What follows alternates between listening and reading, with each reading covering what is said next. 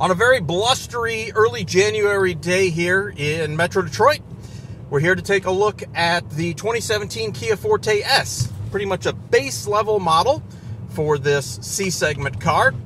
And we want to see, how is it? Is it worth your time? Is it worth your money? Well, is it?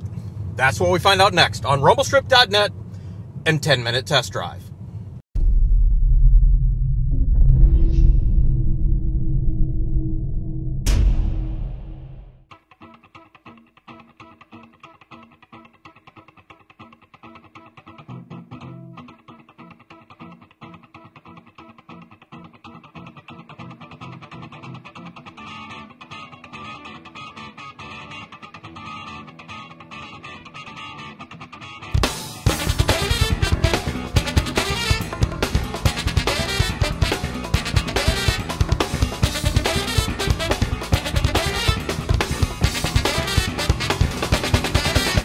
So we've had our week with the Kia Forte S. This is pretty much a base level model. And when they gave us the Monroney here, this is, kind of your sticker. This car is so new, it has no pricing information, no MPG information. So we've looked that up for you. Base price on this is $19,200 for this Forte S. Destination is $850, and it comes with the technology package for $1,490. Which has things like the center 4.2 color display, your Apple CarPlay center deal here, your infotainment system, CarPlay, and Android Auto, blind spot detection, forward collision warning, all the usual electronic goodies you get in cars these days. And in general, that is a pretty solid package in here and probably worth the upgrade for just the safety features. Although I do have to say the brake warning system on this thing is rather aggressive.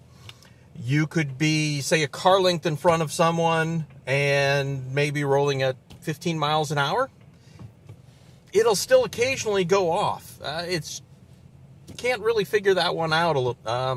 But, it's lawyers involved, so you're always going to have more aggressive when it comes to safety warning. Now, there's really only two major issues that we have equipment-wise with this car.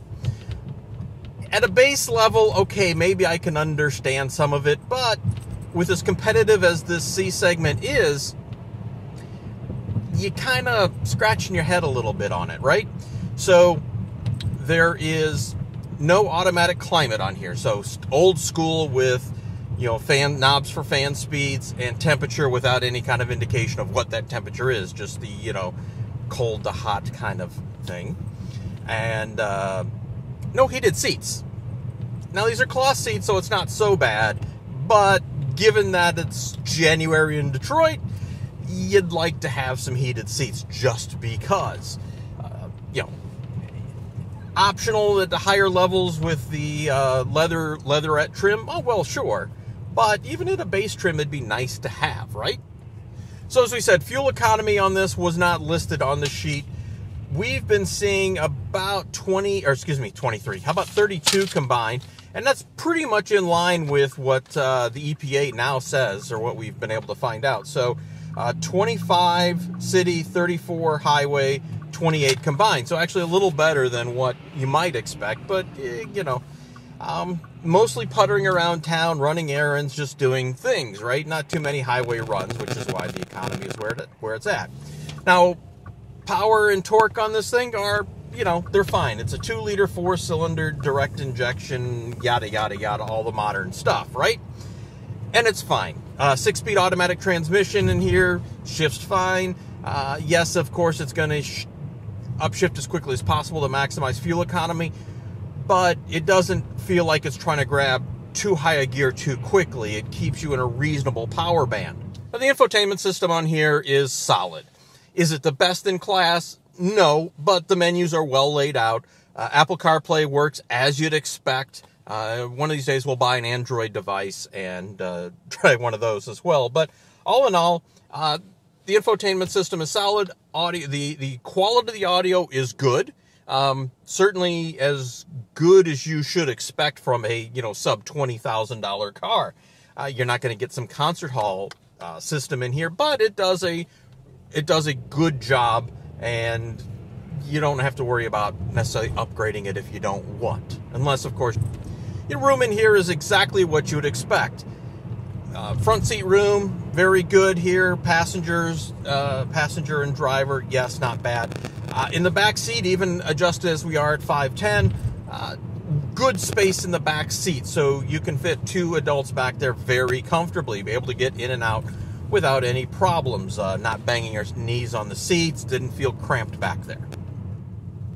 About 6 weeks ago, we had the kissing cousin to this car, the Hyundai Elantra, and it was pretty much top spec'd out, and when we saw the pricing at almost $30,000, we're like, yeah.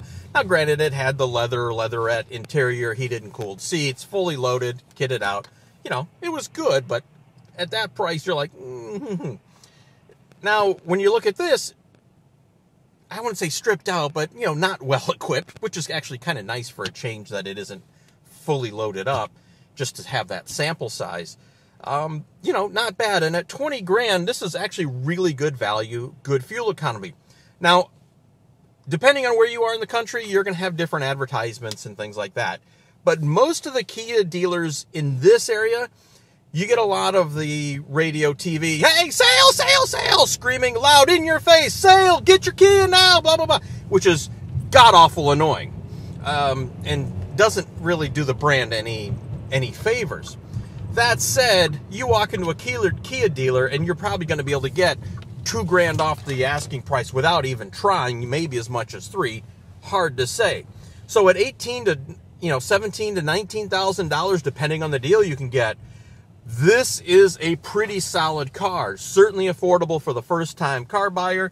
If you're looking to buy your kids a car, you know, in high school or college, certainly a good car. If you're a first-time car buyer, very good car, excellent warranty, excellent reliability with Kias.